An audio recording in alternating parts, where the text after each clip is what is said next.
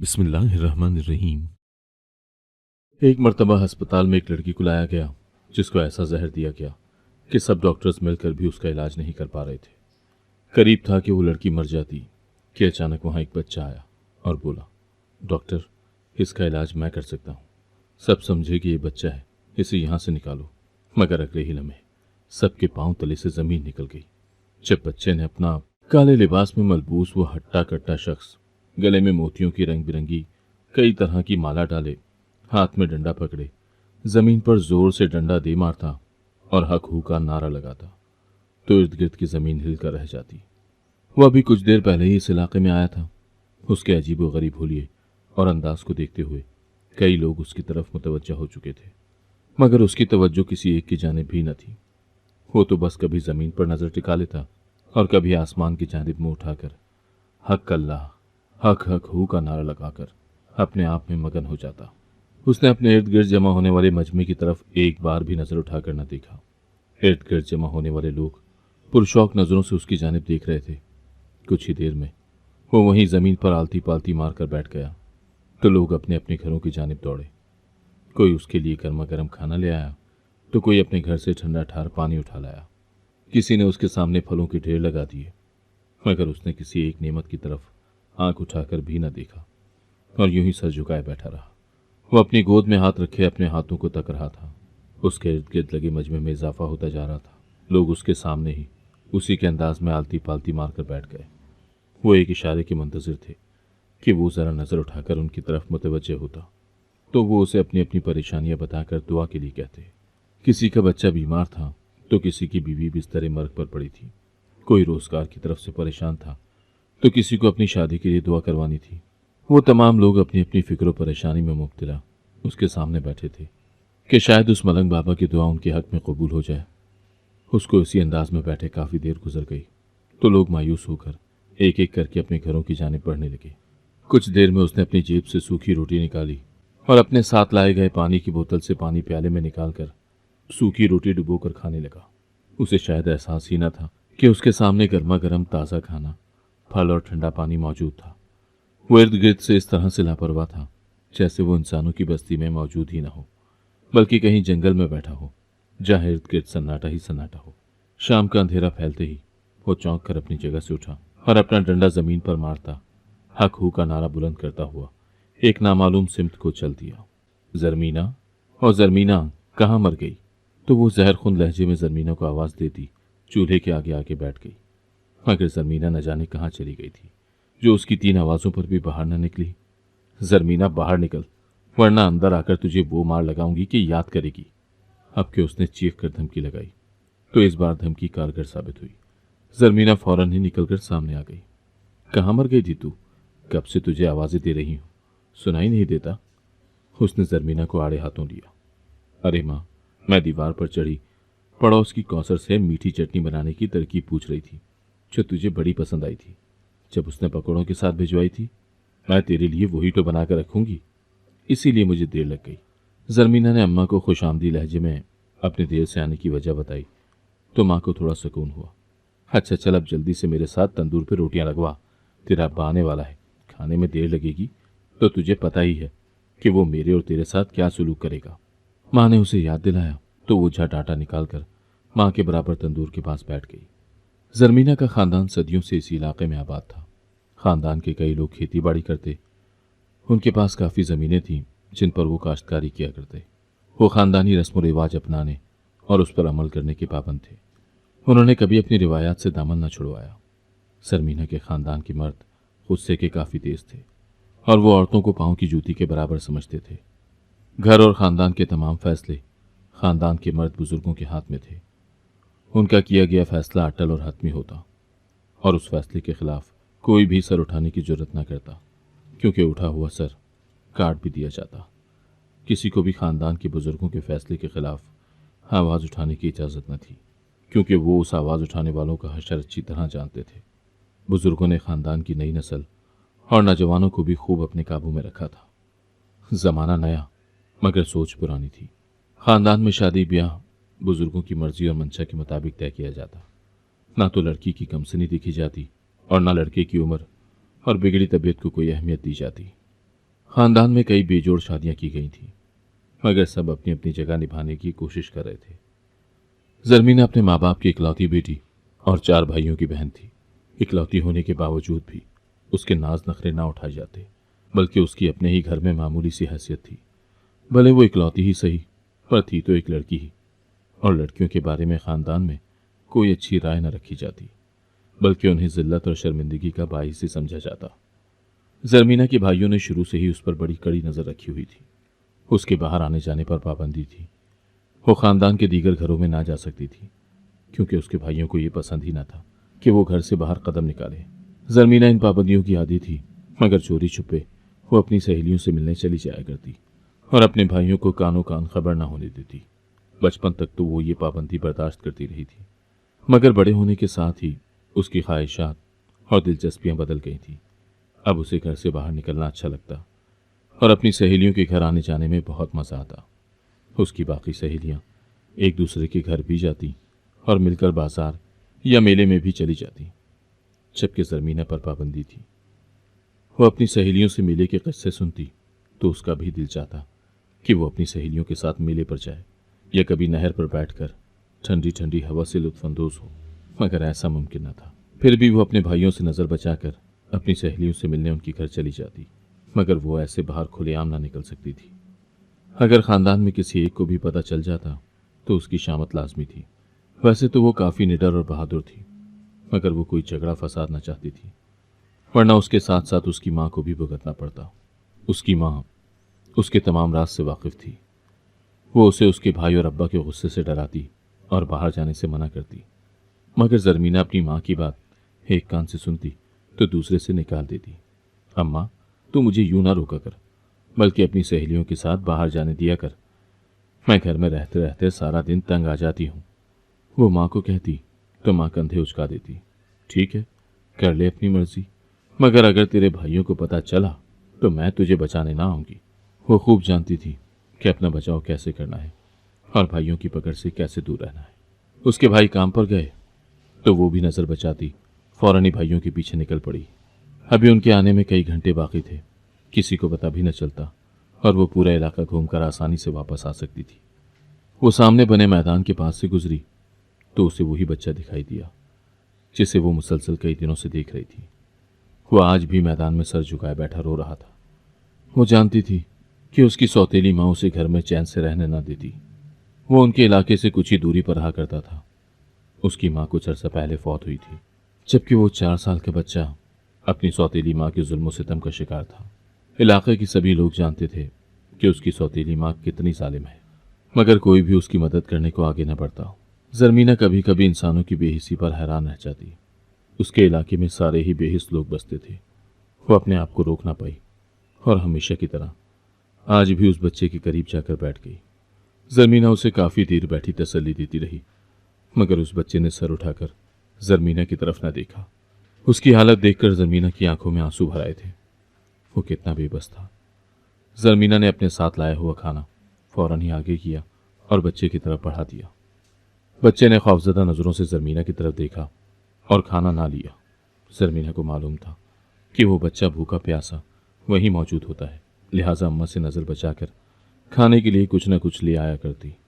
जरमीना जानती थी कि वो कभी भी उसके हाथ से खाना ना पकड़ेगा, लिहाजा जरमीना ने खाना उसके सामने रख दिया और खुद मैदान से बाहर की तरफ बढ़ गई। मोड़ मुड़ते हुए उसने पलटकर देखा तो वो खाने पर टूट पड़ा था और दोनों हाथों से खाना जल्दी जल्दी अपने मुंह में ठूंस रहा था। जरमीना का दिल पिघल गया। न जाने वो कितने घंटों से भूखा था। जरमीना बाग के कोने में दरख्त के नीचे बैठी कब से शेर खान का इंतजार कर रही थी। उसे आ जाने में काफी देर हो गई थी, वरना तो वो वक्त पर ही पहुंच जाया करता था। अक्सर औकात तो वो जरमीना से पहले ही मौजूद होता और उसका इंतजार करता। जरमीना कभी आती और कभी ना आ पाती, मगर वो रोजाना अपनी ही जगह पर मौजूद रहता और उसके इंतजार में कई घंटे गुजारता। आज न जाने क्या बात थी कि वो ना आया था। जरमीना के पास ज्यादा वक्त भी ना था। कोई उसे यहाँ देख लेता तो बड़ी मुश्किल हो जाती, लिहाजा वो कुछ इंतजार करने के बाद वापस पलटने ही लगी थी कि उसे शेर खान अपनी तरफ भागता हुआ आता दिखाई दिया। वो एकदम रुक गई। आज कहाँ रह गए थे? क्या बात थी? उसने आते ही शेर खान से पूछा। शेर खान का सांस बुरी तरह से फूला हुआ था उसके चेहरे पर हवाइयाँ उड़ी हुई थी। तुम आज के बाद यहाँ मत आना, उसने जरमीना को देखते ही कहा। तो वो हैरान रह गई। ऐसा क्या हो गया, तुम इतने घबराए हुए क्यों हो? जरमीना का दिल धड़क उठा था। चाचा बशीर ने शायद तुम्हें मेरे साथ देख लिया था। उसने मेरे अब्बा से ये बात कही और अब्बा ने मुझे साफ साफ मना कर दिया कि मैं आइंदा तुमसे ना मिलूं। अगर तुम्हारे भाइयों तक ये बात पहुंच गई तो वो तुम्हें और मुझे दोनों को ही जान से मार डालेंगे। मुझे अपनी जान की परवाह नहीं जरमीना, मगर मैं तुम्हारे बारे में बहुत फिक्रमंद हूँ। जरमीना दुकानदार चाचा बशीर के बारे में बखूबी जानती थी। उसका काम ही आते जाते पर नजर रखना था। उसने जरमीना की जासूसी की और शेर खान के अब्बा को फ़ोन पे ये बात बता दी थी। चाचा बशीर ये बात ज़्यादा देर तक अपने पास ना रखने वाला था। वो जब तक जरमीना के भाइयों या बाप को इत्तला ना दे देता तब तक उसे चैन ना आना था। लिहाजा जरमीना फौरन ही वहां से पलटी और उसने घर की तरफ दौड़ लगा दी। भूख से बेहाल वो बच्चा 2 दिन से जरमीना की राह तक रहा था, मगर वो लड़की न जाने कहाँ गायब हो गई थी। उसका बाप शहर से बाहर गया तो उसकी सौतेली माँ ने उसे घर से ही बाहर निकाल दिया था कि जब तक तुम्हारा बाप ना आए अपनी शक्ल मत दिखाना। उसकी धमकी ही उस बच्चे के लिए काफ़ी थी। वो जानता था कि अगर वो गलती से भी घर गया तो सौतेली माँ उसका क्या हाल करने वाली थी। लिहाजा वो बाग में आकर बैठ गया था। वो लड़की अपने मुकर्रर वक्त पर ना आई। भूख से उसका हाल बुरा था, वो मरने के करीब था। ऐसे में उसे हक हू का नारा लगाता काले लिबास में मलबूस वो हट्टा कट्टा शख्स डंडा जमीन पर मारता अपने सामने से गुजरता दिखाई दिया तो वो भी उठकर उसके पीछे चल दिया। उसने देख रखा था कि इलाके के मकीन किस तरह उसके सामने खाने पीने की चीज़ों का ढेर लगा दिया करते थे, मगर वो आदमी उनमें से कुछ न खाता। अगर उसमें से चलने वाले उस बच्चे के पेट में चले जाते तो उसकी जान बच सकती थी। अल्लाहू का नारा लगाता हुआ वो आदमी इलाके के बीचों बीच आ बैठा था और अपना सर झुकाकर मुराकबे में मगन हो गया। बच्चा भी उसके साथ आलती पालती मारकर बैठ गया। हस्ब मामूल इर्द गिर्द के लोगों ने अपने घरों से नेमतें लाकर उसके सामने ढेर लगा दिया, मगर उसने सर उठाकर न देखा। बच्चे ने उसी चीज़ों में से चंद चीज़ें उठाकर अपने मुंह में डाल ली। चलने वालों से ही उसका पेट भर गया। उसने पानी का गिलास उठाकर ठंडा ठार पानी पिया तो उसे सुकून आ गया। वो वापस अपनी जगह पर उस आदमी के बराबर ही बैठ गया। आदमी शाम का अंधेरा फैलते ही अपनी जगह से उठा और हक हू का नारा लगाता अपनी सिमत गामजन हो गया। वो बच्चा भी उसके पीछे पीछे चल दिया। कम से कम उसके साथ रहते हुए उसे भूखा तो न रहना पड़ता। काले लिबास में मलबूस वो शख्स जब शहर से बाहर निकला तो उसे अपने पीछे एक बच्चा दिखाई दिया। वो तन्हा बच्चे को इतनी दूर तक अपने पीछे आते देखकर हैरान रह गया। उसने हाथ के इशारे से बच्चे को डराकर भगाने की कोशिश की। बच्चा डर के मारे कुछ पीछे हट गया तो वो शख्स फिर से अपने रास्ते पर गामजन हो गया। उसे फिर से कदमों की आवाज़ सुनाई दी तो वो रुक गया और मुड़कर पीछे देखा। वो बच्चा डरा सहमा फिर उसी के पीछे आ रहा था। वो एक बार फिर हैरान रह गया कि ये बच्चा अपने घर क्यों नहीं जाता। न जाने कहाँ से चलता चलता उसके पीछे आया था। आस पास तो कोई घर भी न थे। अब तो जंगल का इलाका शुरू होने वाला था। वो तो साल से जंगल के बीच बने एक कच्चे से कमरे में रहा करता था। ये बच्चा उसके साथ कैसे रह पाता। उसने दोबारा से बच्चे को डंडा उठाकर डराया और वहां से भगाने की कोशिश की। बच्चा डर के 4 कदम पीछे हट गया तो वो शख्स वापस अपनी झोंपड़ी की तरफ चल पड़ा। वो झोंपड़ी के दरवाजे पर पहुंचा ही था कि उसे बच्चा सामने खड़ा दिखाई दिया। खौफ और डर के मारे बच्चे का बुरा हाल था। वो शख्स हैरान रह गया कि ये बच्चा कौन है और जाने कहाँ से उसके पीछे चला आया था। उसने आज से पहले इस बच्चे को नहीं देखा था। वो तो किसी की जानिब भी ना देखा करता था, फिर ये बच्चा उसके साथ क्यों चला आया था। वो अंदर दाखिल हुआ और टूटे फूटे दरवाजे में लटकी जंजीर से दरवाज़ा बंद कर लिया कि बच्चा थकार कर खुद ही वापस चला जाएगा। उसने यही सोचा था और सुकून से अपने बिस्तर पर लेट गया था। कुछ देर के बाद उसे ख्याल आया तो उसने उठकर जंजीर खोली और बाहर झांक कर देखा। बच्चा उसके दरवाजे से लगा बैठा डर के मारे कांप रहा था। उसे बच्चे पर बेतहाशा तरस आया। यहाँ जंगल में उसका बाहर बैठे रहना किसी तौर मुनासिब न था। इर्द गिर्द जंगली जानवर भी मौजूद थे। उसने बच्चे को अंदर आने दिया और कहा, कौन हो तुम? उसने बच्चे से पहला सवाल पूछा। बच्चे ने अपनी तमाम कहानी उसे क्या सुनाई। मैं वापस घर नहीं जाऊंगा, आपके साथ हमेशा यहीं रहूंगा। बच्चे के मुंह से अल्फाज सुनकर वो तंग रह गया। जरमीना डर के मारे कई दिन अपने घर से बाहर ना निकली थी। उसने शेर खान से भी मिलना छोड़ दिया था। वो जानती थी कि इस मोहब्बत का अंजाम क्या होना था। उसके भाई उसे और साथ साथ शेर खान को भी जान से मार देते। शेर खान की तरह उसे भी अपनी परवाह तो न थी मगर वो नहीं चाहती थी कि उसकी वजह से शेर खान का बाल भी बिका हो। वो जानते बूझते कि उसकी मोहब्बत का नतीजा बर्बादी और तबाही ही था, फिर भी मोहब्बत कर बैठी थी। वो अपने दिल का क्या करती जो शेर खान की मोहब्बत में खींचा चला जाता था। अब वो अपने ऊपर काबू करके घर में छुपी बैठी थी। उसका खौफ के मारे बुरा हाल था। अगर अम्मा को पता चल गया तो वो उसे अब्बा और भाइयों से पहले ही मार डालेगी। उसके भाई और बाप तो उसकी माँ को भी ना छोड़ते कि उसने ही जरमीना को इतनी छूट दी थी, और इसकी इतनी जुर्रत हुई कि ये किसी नामहरम की मोहब्बत में मुब्तला हो गई। शुक्र था कि चाचा बशीर ने यह बात किसी को ना बताई थी। उसने जब कई दिनों तक अपने भाइयों को मामूल के मुताबिक देखा, ना तो उन्होंने जरमीना से कोई बास पुरुष की थी और ना ही उनके रवैये से जाहिर हुआ था कि चाचा बशीर ने उन्हें जरमीना की शिकायत लगाई है। तो जरमीना को सुकून का सांस आया। वो भी अपनी रूटीन पर वापस आ गई। चंद महीने घर में रहने के बाद वो दोबारा शेर खान से मिलने जा पहुंची। वो शेर खान को कहना चाहती थी कि वो अपने माँ बाप को उसके रिश्ते के लिए भेजे, ताकि शादी होकर हमेशा के लिए शेर खान की बन जाए, तो फिर उन्हें ज़माने का कोई डर ना होता। वो अपनी मखसूस जगह पर बैठी शेर खान का इंतज़ार कर रही थी। वो जानती थी कि उसकी गैर मौजूदगी में भी वो रोज़ाना यहाँ ज़रूर आता होगा। कुछ ही देर में शेर खान उसे आता हुआ दिखाई दिया तो उसके चेहरे पर मुस्कुराहट आ गई। तुम्हें यहाँ नहीं आना चाहिए था जरमीना, शेर खान ने आते ही फिक्रमंद लहजे में कहा। ऐसा कुछ भी नहीं हुआ जैसा तुम सोच रहे थे। मेरे भाइयों को अभी तक कुछ पता नहीं चला और मैं सिर्फ तुम्हें इतना कहने आई हूँ कि अपने माँ बाप को रिश्ते के लिए भेजो ताकि हमारी शादी हो सके। जरमीना ने शर्माते हुए अपने मतलब की बात की। वो चाहती थी कि वो जल्द से जल्द घर पहुँच जाए, क्योंकि अपने भाइयों का डर उसके दिल पर छाया हुआ था। मैं अम्मा अब्बा से पहले ही बात कर चुका हूँ। वो सिर्फ मुनासिब मौके की तलाश में थे। जैसे ये हालात कुछ बेहतर होंगे वो तुम्हारे घर तुम्हारा रिश्ता मांगने ज़रूर आएंगे। शेर खान ने उसे तसल्ली दी थी तो वो मुस्कुराती हुई अपने दुपट्टे का पल्लू हिलाती वापसी के लिए उठ खड़ी हुई। मगर जैसे ही उसने अपना रुख मोड़ा, सामने खड़े अपने सबसे बड़े भाई को देखकर हैरान रह गई। उसके पीछे ही उसके बाकी भाई भी मौजूद थे। चाचा बशीर ने सही कहा था, तू वाकई लड़कों से मिलती है। हमने उसकी बात पर एतबार न किया, मगर वो सच बोल रहा था। उसने अपनी चमकती हुई कुल्हाड़ी जरमीना की जानिब लहराई थी। खौफ के मारे उसका बुरा हाल था। शेर खान तुम भागो यहाँ से। जरमीना ने शेर खान को वहां से भागने का इशारा किया, मगर वो अपनी जगह पर जमा खड़ा था। मैं कहती हूँ जाओ यहाँ से। उसने शेर खान को धक्का दिया तो उसने एक सिमत को दौड़ लगा दी।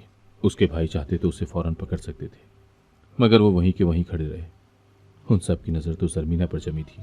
वो तो उसका काम वहीं तमाम कर जाते, मगर आसपास गुजरने वाले लोगों का लिहाज करके वो उसको घसीटते हुए घर ले आए और ले जाकर माँ के सामने पटक दिया। संभालो अपनी औलाद को, जो न जाने बाहर क्या गुल खिलाती फिर रही है। इसने हमारा मुंह काला करने में कोई कसर न छोड़ी। अब्बा को चाहिए था कि इसको पैदा होते ही ज़मीन में जिंदा गाड़ देता, तो आज हमें ये दिन देखना ना पड़ता। उसके भाइयों ने अम्मा के ऊपर अल्फाज की बिजलियां गिराईं और वापस न जाने कहाँ गायब हो गए। जरमीना और उसकी माँ दोनों का रो रो कर बुरा हाल था। वो तुझे नहीं छोड़ेंगे, वो तुझे चांद से मार डालेंगे। मैं तुझे पहले इस दिन से डराती थी, फिर भी तूने ये क्या कर दिया। तुझे क्या ज़रूरत थी शेर खान से मोहब्बत में पड़ने की। उसकी माँ उसको जितना बुरा भला कह सकती थी वो कह रही थी। वो जरमीना को मुसलसल लताड़ रही थी। जरमीना का अपना खून खुश्क हो चुका था। न जाने उसके भाई उसके साथ क्या सलूक करने वाले थे। अभी तो चुपचाप घर से बाहर निकल गए थे, मगर वो जानती थी कि वो उसको जिंदा न छोड़ेंगे। अगले दिन शेर खान के माँ बाप जरमीना का रिश्ता लेने पहुंच गए। यकीनन उन्हें शेर खान ने ही भेजा होगा। वो नहीं चाहता था कि उसके भाई जरमीना के साथ कोई बुरा सलूक करे। वो जरमीना को और उसे रंगे हाथों पकड़ चुके थे, लिहाजा माफ़ी की तो कोई गुंजाइश ही न थी। एक ही सूरत बचती थी कि अगर जरमीना रुखसत होकर उसके घर आ जाए तो वो जरमीना की हिफाजत करना खूब जानता था। जरमीना जानती थी कि उसके बाप और भाइयों का शेर खान के रिश्ते के हवाले से क्या जवाब होगा। वो तो शेर खान के बाप को खड़े खड़े घर से निकाल देंगे। उसके भाई गुस्से में खड़े शेर खान के बाप को घूर रहे थे। जरमीना का दिल धक धक कर रहा था। हाँ क्यों नहीं, ज़माना बहुत बदल गया है। अगर बच्चे अपनी पसंद से भी शादी करना चाहें तो बड़ों को ज़रूर कर देनी चाहिए। अपने बाप के अल्फाज सुनकर जरमीना तंग रह गई थी। ये उसके कानून ने क्या सुन लिया था। ऐसा मुमकिन न था। क्या वो कोई ख्वाब देख रही थी। उसके बाप ने उसका रिश्ता शेर खान के साथ पक्का कर दिया था। देखा अम्मा, तू मुझे ऐसे ही डरावा देती थी। मेरे अब्बा और भाई कितने अच्छे हैं, वो माँ को कहती खिलखिला उठती, जबकि अम्मा अभी तक हैरान थी। उसे अपने शौहर की बात हजम ना होकर दी रही थी। वो इतनी आसानी से भला जरमीना की शादी शेर खान से करने पर क्यों कर राजी हो गए थे, जबकि वो एक दूसरे को पसंद भी करते थे। शेर खान उनके खानदान का ना था। अगर शेर खान का रिश्ता जरमीना के लिए वैसे भी आता और आपस में उनकी कोई पसंदीदगी ना होती, तब भी जरमीना का बाप और उसके भाई जरमीना का रिश्ता वहां कभी ना करते। और अब तो मामला पसंदीदगी का था, मगर वो ये गुत्थी सुलझाने से कासिर थी। जरमीना के बाप ने जरमीना के सामने एक ही शर्त रखी थी कि वो शादी होने तक शेर खान से नहीं मिलेगी। जरमीना भला ये शर्त क्यों ना मानती? वो तो अपने बाप के पांव भी धोकर पीने को तैयार थी। उसे शेर खान से चुप कर मिलने की क्या जरूरत थी, जबकि वो बाकायदा तौर पर कुछ अरसे बाद उसकी होने वाली थी। शेर खान और उसका रिश्ता पक्का हुए 2 साल हो चुके थे। उसकी शादी के दिन करीब आ गए थे। वो 2 साल से शेर खान से नहीं मिली थी। उसके बाप ने उसकी शादी की तैयारियों में इतना अरसा लगा दिया था, मगर आज इंतजार की घड़ियां खत्म होने वाली थी। वो रुखसत होकर शेर खान के साथ चली आई थी। उसके बाप ने उसे रुखसत करते हुए बोतल में कोई पानी पकड़ाया था। ये दम वाला पानी है, मैं पीर साहब से दम करवा कर लाया था। तू भी पी लेना और शेर खान को भी पिला देना। इससे तुम्हारी अज़दवाजी जिंदगी बहुत अच्छी गुजरेगी और घर में बरकत ही बरकत होगी। उसे अपने बाप पर ढेरों प्यार आया। उसने बोतल मजबूती से थाम कर अपने दुपट्टे के पल्लू तले कर ली। वो कमरे में बैठी शेर खान की आमद की मुंतजिर थी। उसे प्यास महसूस हुई तो उसे अपने बाप की दी गई बोतल याद आई। चलो, शेर खान आएगा तो तब उसको भी पिला दूंगी। उसने फौरन ही बोतल मुंह से लगाई और आधी बोतल खाली कर दी। कुछ ही देर में शेर खान दरवाजे पर नमूदार हुआ तो उसके चेहरे पर मुस्कुराहट छा गई। मगर ये क्या, उसे दरो दीवार घूमते हुए दिखाई दिए। कुछ ही देर में वो बेहोश हो चुकी थी, जबकि शेर खान हक्का बक्का उसे बेहोश होते देख रहा था। पूरे इलाके में खबर मच गई थी, नई नवेली दुल्हन शादी की पहली रात रुखसती के चंद घंटों बाद ही बेहोश हो गई। शायद दुल्हा या उसके घर वालों ने उसे जहर दे दिया था। पुलिस को न जाने किसने इत्तला दी, जो वो मौके पर ही पहुंच गई थी। पुलिस शेर खान और उसके बाप को पकड़ कर ले जा चुकी थी। बोतल भी बरामद कर ली गई थी, जबकि वो अस्पताल में जिंदगी और मौत की जंग लड़ रही थी। डॉक्टर अपनी सी कोशिश कर चुके थे, मगर उसे बचाने में नाकाम रहे थे। वो उनके सामने पड़ी तड़प रही थी, जबकि वो भी बस थी। उसे कोई ऐसा जहर दिया गया था जिसका इलाज उनके पास न था। ये कोई नई तरह की जड़ी बूटी थी। उन्होंने उसका मैदा भी साफ कर दिया था, मगर जहर नए सिरे से फैल जाता। न जाने ये कैसा जहर था। डॉक्टर हैरान और परेशान थे। इतने में एक बच्चा अस्पताल के कमरे में चला आया। पीछे हटो, मैं करता हूँ इस लड़की का इलाज। वो बोला तो डॉक्टर उसे देखकर हैरान रह गए। इसे अंदर किसने आने दिया? बाहर निकालो इसे। उस बच्चे के पीछे काले लिबास में मलबूस वो शख्स मौजूद था, जिसने कई तरह की रंग बिरंगी तस्बीह पहन रखी थी और जो हाथ में डंडा लिए खड़ा था। डॉक्टर की किसी बात का असर ना तो उस बच्चे पर हुआ और ना ही उस शख्स पर। बच्चा आगे बढ़ा। उसने लड़की के मुंह को पकड़ के उसकी जबान बाहर निकाली और अपने हाथ में पकड़ा कोई सब्ज रंग का पत्ता उसकी जबान पर मसल दिया। कुछ ही देर में जायका उसके मुंह में गया। बच्चे ने उस पत्ते का सारा रस निकालकर लड़की को चटा दिया। लड़की के मैदे से जहर का असर कम होता गया। डॉक्टर्स हैरान थे कि किस तरह कुछ ही देर में उसका मैदा जहर से साफ हो गया था, क्योंकि पत्ता उस जहर का तोड़ था जो जरमीना को दिया गया था।